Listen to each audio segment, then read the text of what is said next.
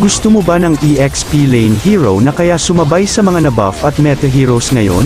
Gamitin mo ang hero na si Esmeralda kung nais mo ng makunat at may pang poke damage na magpapahirap sa mga team fights at maaasahan rin sa pag-clear ng minion wave. Subukan mo gamitin ang emblem na support para sa HP regen at shield effect, cooldown reduction at movement speed, Inspire para sa extra CD reduction, Tenacity para sa dagdag na physical at magic defense once na mag-drop ang iyong HP sa 50%, Lethal Ignition pang secure ng kill at maaari rin na Quantum Charge naman kung nais mo ng pang HP regen at dagdag na movement speed. Para naman sa items, ito nga pala ang recommended ko.